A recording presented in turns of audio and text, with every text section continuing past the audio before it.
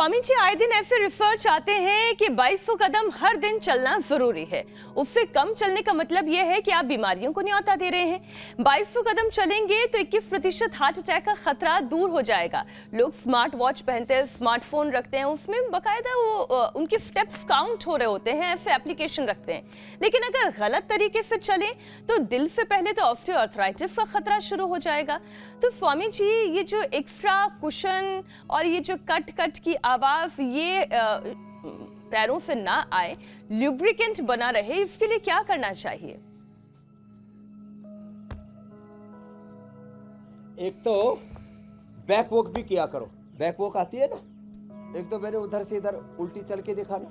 चलो ताई, ये मेरे लिए अंगूर लेकर के आई महाराष्ट्र से है। चलो ऐसे यहाँ से उधर पीछे की तरफ चलो, पीछे बैक वॉक।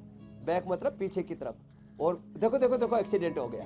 चलो पीछे की तरफ जाओ, उधर उधर उधर, और पीछे दीवार से मत टकराना। हाँ ऐसे ऐसे उधर जाओ, उधर पीछे की तरफ। तो ऐसे पूरा पैर टिकाओ, एड़ियों पर नहीं चलना। बैक एंड फ्रंट वॉक, इससे बैलेंस बना रहता है। कितने लोगों के खाली यही चीज करवा करके, उल्टा और सीधा चलवा करके हमने घुटने का दर्द ठीक कर दिया, कार्टिलेज रिपेयर कर दिया। खाली पेट पीडानिल गोल्ड ऑर्थोग्रिड खाने के बाद खिलाते हैं 2-2 गोली, और किसी को गर्म ना पड़े इसके लिए मैंने कल ही बताया था, गुलकंद के साथ खा लो। और ये लहसुन कल्प, लहसुन के अंदर चीरा मार के ना, और फिर उसको गाय के घी में भून देते। लहसुन के अंदर चीरा मारा, गाय के अंदर घी के अंदर भून दिया, इससे एसिडिटी इसकी खत्म हो जाती है, दुर्गंध खत्म हो जाती है, तीक्ष्णता खत्म हो जाती है, तामसिकता खत्म हो जाती है, बहुत डाइजेस्टिव हो जाता है। हाँ, और इससे फिर इम्यूनिटी अच्छी हो जाती है, घुटने अच्छे हो जाते हैं, और पूरा शरीर का मेटाबॉलिज्म अच्छा हो जाता है। वहाँ तो दोस्तों पूरा चला ही जाता, कोलेस्ट्रॉल अच्छा हो जाता है, हार्ट के ब्लॉकेज रिवर्स हो जाते हैं, अंदर का इन्फ्लेमेशन खत्म कर देता है।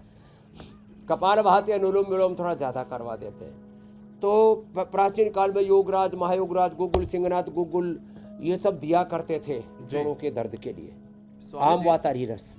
अभी हमने पीडानिल गोल्ड खाली पेट खाने के बाद लाक्षादी और दूध में हल्दी शिलाजीत और लाक्षादी दे दो ना, ओहो साहब, फिर तो हड्डी ऐसे फौलादी हो जाती है, कभी भी हड्डियों में दर्द नहीं होगा। अब जैसे हमारी हड्डियां एकदम फौलादी है, एकदम पक्की वाली पूरे शरीर की है ना ये। स्वामी जी, हड्डियों की बात चली तो कपालभाति अनुलोम विलोम करना, विटामिन डी, B12, कैल्शियम की डेफिशिएंसी ना हो, इसके लिए नेचुरल हमने Nutrela, vitamin D, B12, calcium, iron, और ये प्रोटीन पाउडर भी, और ये ऑर्थो केयर, ये तो बहुत ही ज़बरदस्त है। हम ATM की सब्जी खिलाते, रागी बाजरे की रोटी खिलाते, 3 दिन उपवास कराते, और पीड़ांतक क्वाथ इसी से बस्ती देते। पीड़ांतक, निर्गुंडी, पारिजात सबको मिल नहीं पाते थे, रासना, तो ये भी हमने सबको उपलब्ध करा दिए। स्वामी जी, पहले आपने लोगों के लिए बड़ा चैलेंजिंग होता था कि ये 10 मूल कहाँ से लाए। जी मेरे भाई, क्योंकि आपने इतने उपाय बता दिए, क्योंकि ये जो आप उपाय बता रहे हैं, इन्हीं समस्याओं को आपके सामने हम और भी लेकर आ रहे हैं। और मुझे याद है कि जब मैं छोटा था तो घर में हमेशा बोला जाता था कि दूध पियो, दूध पियो। स्वामी जी, करीब 12 साल का मैं होऊंगा या 13 साल का, तब जाके मुझे दूध पीना अच्छा लगा। उससे पहले तो ऐसा लगता था कि जैसे कोई जबरदस्ती जहर पिला रहा है। अब लेकिन अब दूध ना पीने की वजह से उसकी क्या खामियाजा भुगतना पड़ता हम सब जानते हैं। नहीं, मैं तो अमित ये कह रही हूँ, आजकल कई लोग ये कहते हैं कि दूध में तो उतना कैल्शियम होता ही नहीं है जितना कैल्शियम हमारी बोन्स को जरूरत है। मीनाक्षी, दूध जी जी, बात पूरी करें। हाँ, क्योंकि स्वामी जी, जो कैल्शियम होता है हड्डियों के लिए बहुत जरूरी होती है, और दूध से ही हमें वो मिलता है, दूध दही से। अब हड्डियां जिससे मजबूत रहें, लेकिन अब तो ये होता है कि छोटे छोटे बच्चे, जैसे कि मीनाक्षी भी जिक्र कर रही थी, calcium, vitamin D, vitamin B12 इसके सप्लीमेंट देने पड़ रहे हैं उनको, और इससे जो रूमेटाइटिस, आर्थराइटिस है वो बढ़ता जाता है।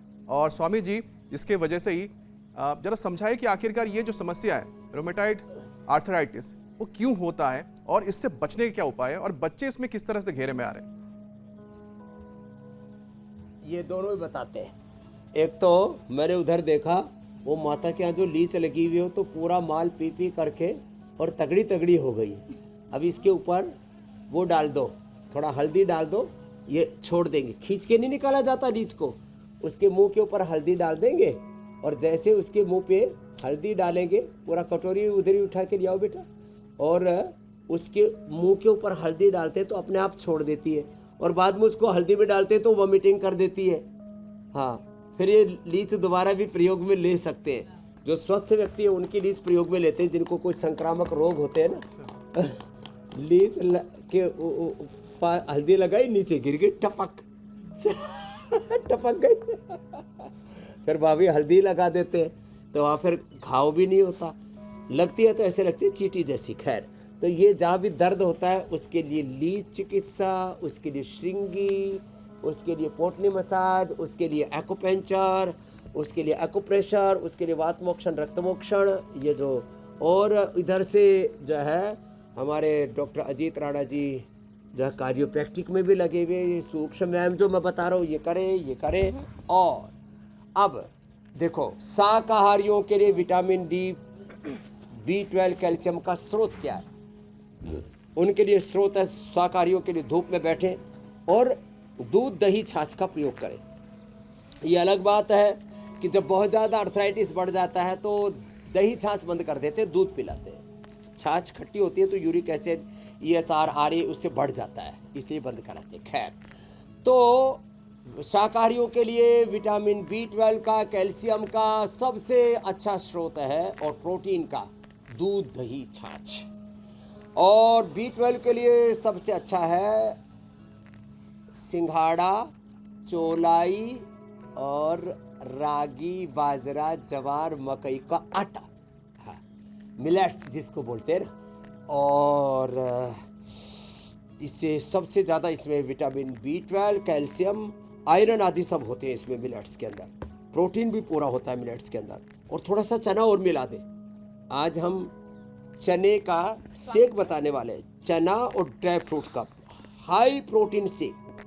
हाई प्रोटीन डाइट देते हैं ना कई बार जब अर्थराइटिस हो जाता है तो, और ये जिनको रेडीमेड चाहिए तो हम ये ऑर्थो केयर देते हैं। खैर, तो स्वामी जी, शाकाहारियों के लिए एक तो धूप में बैठे विटामिन डी की डेफिशिएंसी नहीं होगी। न्यूट्रिला, विटामिन डी, B12 आदि भी हमने नेचुरल बाय फर्मेंटेड वो भी उपलब्ध करा रखे हैं, लेकिन उसकी जरूरत नहीं पड़नी चाहिए।